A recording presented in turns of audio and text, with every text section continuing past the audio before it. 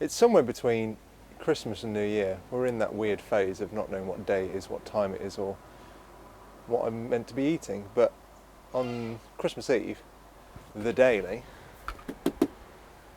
decided to die. Driving back from my mum's house, a coolant light came on, which is weird for this because it's never done that. So I think I need to investigate why and hopefully get this running again.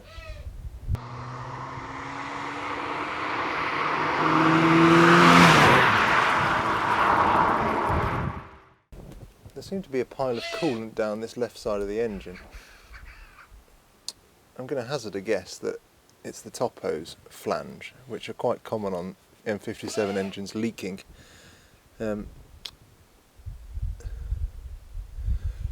Yeah, you probably can't see it on camera, but there's a little crack all the way down the left side of that coolant flange. I guess it's time to go and buy some parts then.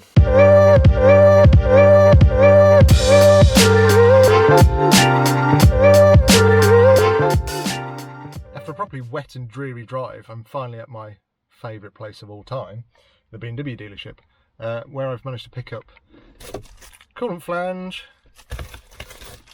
3 new bolts and some new coolant.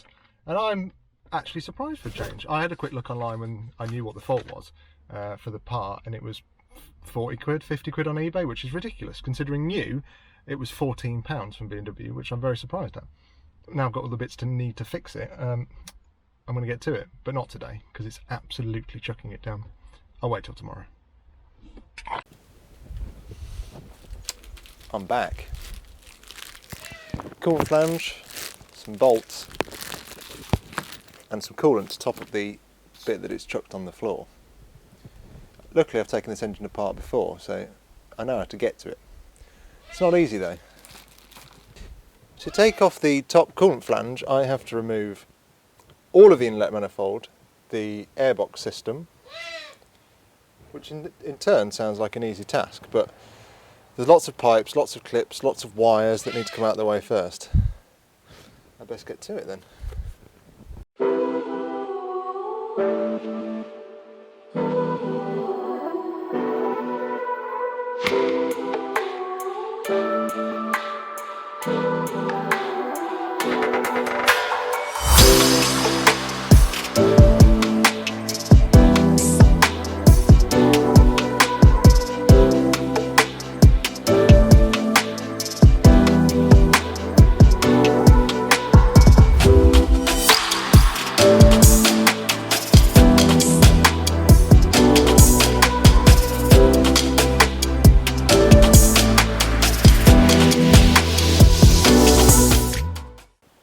As with anything on working on cars, you need to remove all the bits in the way before you actually get to the thing you're after.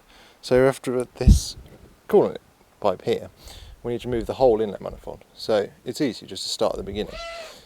We're going to remove the pipe which comes off the intercooler through the throttle body here, and then any kind of clips, wires, anything that's in the way, just unclip them or move them out of the way. Because we're not actually fully removing the inlet manifold, we're just moving it enough so we can access the fixings. So anything like the map sensor, the glow plug power wire, what else have we got? There was a wire that ran along here, the power cable, that's unclipped, obviously the airbox is out of the way, and then hopefully the last thing we need is to take out, there's a series of 10mm bolts the whole way around the inlet manifold. If they come away, hopefully I can just move this slightly out of the way and then be able to get on my bolts for that, but we'll see.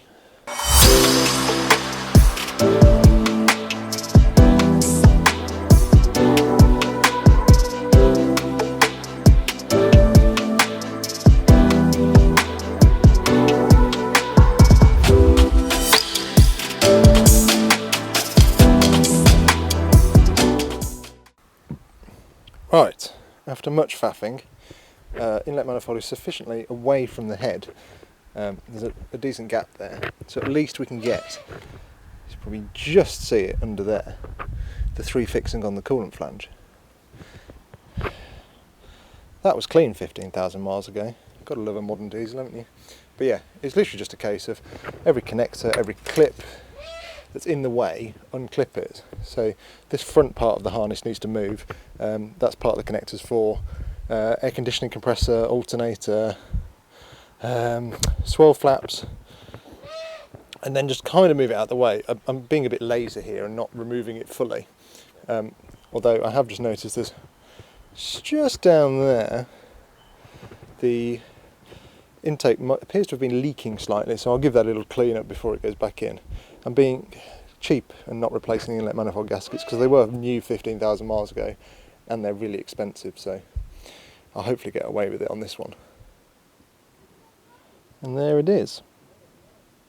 There's a big crack running straight along. Hopefully we can see that on camera. This is a really common fault on these, and hindsight's a wonderful thing. When I rebuilt the engine, this thing was perfectly fine and would have been really easy to get to, but I didn't replace it. That's where the little pipe lives.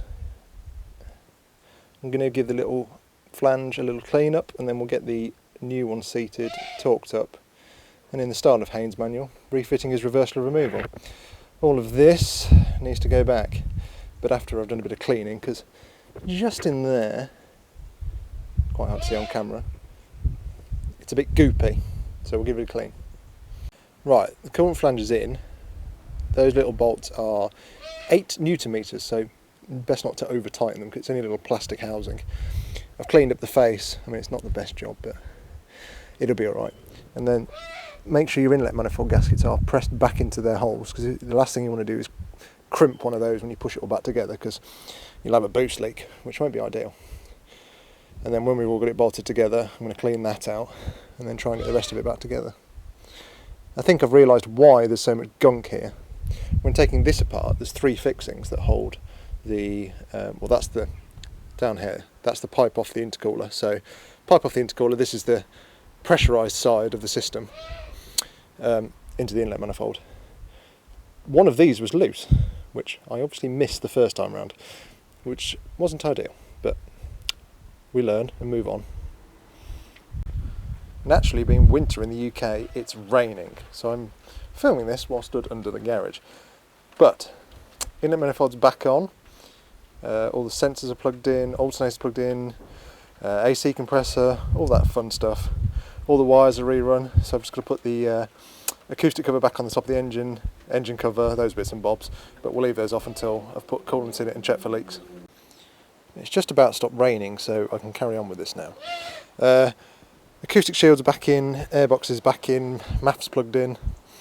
Basically, have a look around before you do anything further. Make sure everything's back where it was to start with. If you're unsure, take pictures before you start. With these BMW engines, there's plenty of online literature of how they go together, tightening torques. That's how I found the tightening torques for the little flange and the inlet manifold, which was 15 Newton meters.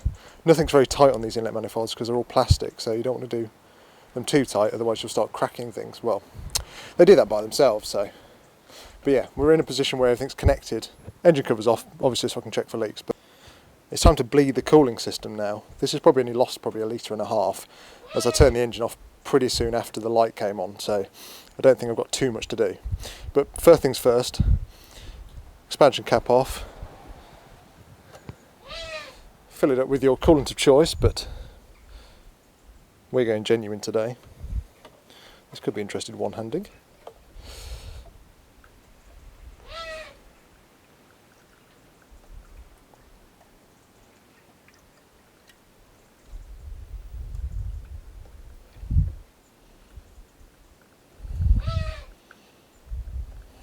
Right, now we're in the car. This could be interesting. I've got completely the wrong lens on, but so we start the car. This thing needs a new battery soon. Heating on full, fan on minimum. That'll open the valves in the heating system so that all the air bubbles can get out of that. And then what we want to do on modern BMWs at least is, if we wait for all the warnings to disappear, if we press and hold the button which is in this bottom left corner, which can take a couple of seconds. Finally, we get into this menu. which if we scroll through just by tapping the button, if we look at the bottom two values there, ooh, focus, we've got oil temperature and coolant temperature. So on modern BMWs, if you look on that on the right, that temperature gauge is actually an oil temperature gauge, not a coolant temperature gauge. So we're interested in the third one down. We want that to get between, what, 85 and 90 maybe? I think running on this is 90. And that's when the thermostat will open and we can make sure the coolant's bled. I've put a litre and a half in the front and it's just complained on here that the level's dropped again. So we're going to have to top that up with water. And then we keep doing that until all the air bubbles have disappeared. And that's it. Luckily with these engines, they bleed quite easily. If you look in service data, they say you should use a vacuum fill system, but the last time I filled this from complete empty, I just did it the conventional way and it all was good. Sometimes you find that the expansion tank, which is there, isn't high enough up in modern cars, so the air can't escape, but BMW seems to have got it nailed. They've got a secondary water pump which seems to pump fluid around quite efficiently and get all the air bubbles out. It's now just a waiting game, waiting for that value to go to 90. I'm hiding inside the car now because it's absolutely chucking it down. The temperature gauge is now, we're at 85, which is near enough. One thing I forgot with these is the thermostats have actually got a little weep hole in them, so they don't need to open fully to do a full bleed. And this thing wasn't fully empty, so it's taken a litre and a half of coolant and about half of that again in water, which is about right for what lost. I'm now going to turn it off, let it cool down, and then check it in about an hour's time. Don't go opening your coolant reservoir when it's red hot, because recipe for disaster. And that's kind of it. Hopefully it's now reliable.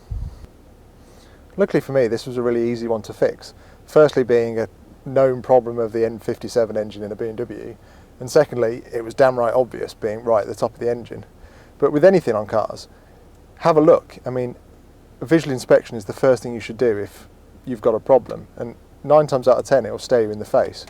But if you're unsure, have a look on forums. I mean, there's plenty of information online of major problems, you know, the usual things that go wrong on cars, and there's 9 times out of 10 someone else has had that same problem, and you'll find information everywhere. As long as you keep track of when you take things apart, label bolts, take pictures, even video yourself. I mean, videoing this is helpful because if I miss something, I can always look back and say, oh, that's where that was. And as long as it all goes back together the way it came apart, 9 times out of 10 you'll be fine. I mean, admittedly, there's a few exceptions to that rule. Some bolts are torque and angle, so you have to replace them, but things like inlet manifolds and stuff, they're all, you can reuse all those again.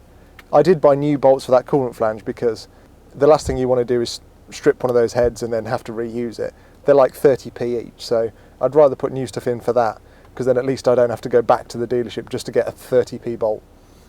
This couldn't have happened at a worse time either. I mean, I think I mentioned that it did it on Christmas Eve, driving back from my mum's house. But hey ho, it's back together. Hopefully, in the post soon, there'll be parts for the MX-5, so we can carry on with that instead of fixing the daily. I'll catch you on the next one.